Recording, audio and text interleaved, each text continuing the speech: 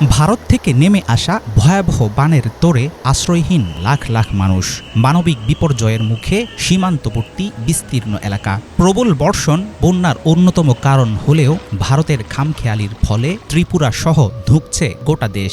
বাংলাদেশ ভারত পানি বন্টনে আন্তর্জাতিক নিয়ম নীতিকে কখনোই পাত্তা দেয়নি দিল্লি, কিন্তু সেই পানির জন্যই আরেক প্রতিবেশী রাষ্ট্রের কাছে মাথা নত করে আছে ভারত। চিরশত্রু পাকিস্তানের সাথে দেশটি ভাগাভাগি করছে অভিন্ন কিছু নদীর পানি। অবিশ্বাস্য হলেও জলের রাজনীতি দিল্লিকে বানিয়েছে ইসলামাবাদের বন্ধু। ভারত ও পাকিস্তানের মধ্য দিয়ে প্রবাহিত হয়েছে ৬টি আন্তঃরাষ্ট্রীয় নদী। সিন্ধু অববাহিকায় দুই দেশের অভিন্ন এই নদগুলোর পানি ন্যায্যতার সঙ্গে ভাগাভাগি করার লক্ষ্যে ১৯৬০ সালে দুই দেশের মধ্যে স্বাক্ষরিত হয় ইন্দাস ওয়াটার ট্রিটি। বিশ্বব্যাংকের মধ্যস্থতায় হওয়া সিন্ধু জলচুক্তি দক্ষিণ এশিয়ার সবচেয়ে পুরনো ও সবচেয়ে বেশি দিন ধরে চালু থাকা আন্তর্জাতিক পানি বন্টন চুক্তি। সিন্ধু নদী ভারত ও পাকিস্তান উভয় দেশের জন্যই অত্যন্ত গুরুত্বপূর্ণ। এর উৎপত্তি চীনের দক্ষিণ পশ্চিমে তিব্বতে। ১৯৪৭ সালে দেশ দুটো স্বাধীন হওয়ার পর থেকেই বিভিন্ন সময়ে পানি নিয়ে দেখা দেয় বিরোধ। স্থায়ী সমাধান হিসাবে সিন্ধু জলচুক্তি মেনে নেন ভারতের তৎকালীন প্রধানমন্ত্রী জওহরলাল নেহরু ও পাকিস্তানের প্রেসিডেন্ট মোহাম্মদ আইয়ুব খান। চুক্তি অনুযায়ী সিন্ধু, চন্দ্রভাগা ও ঝিলমের ভাগ পেয়েছে পাকিস্তান। অন্যদিকে বিয়াস, রাভি ও শতদ্রুর পানির উপর দেয়া হয় ভারতের অধিকার। বহু বর্ষ পুরনো এই পানি বন্টন চুক্তিতে প্রভাব ফেলতে পারেনি পাক ভারত শত্রুতা।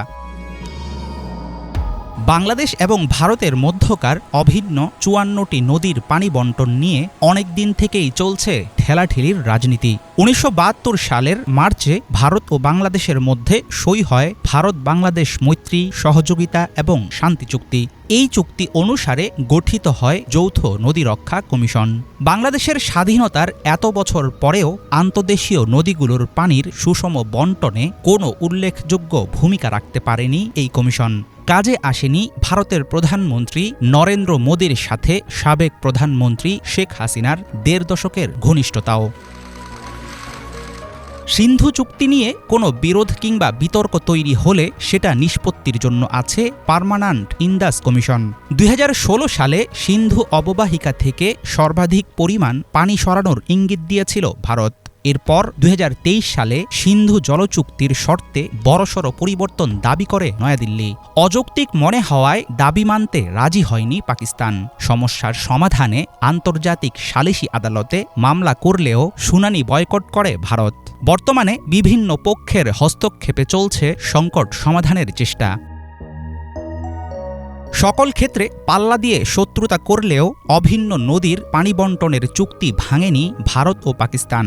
তৃতীয় পক্ষ হিসাবে বিশ্বব্যাংকের চাপে রীতিমতো ভদ্র বাচ্চা হয়ে আছে দিল্লি, কিন্তু শক্তিশালী থার্ড পার্টির অভাবে প্রতিবেশী রাষ্ট্রটির কাছ থেকে বাংলাদেশ আদায় করতে পারছে না পানির ন্যায্য অংশ।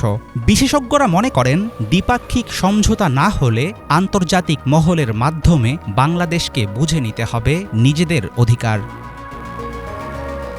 হাফিজুল ইসলাম, বাংলা ভিশন।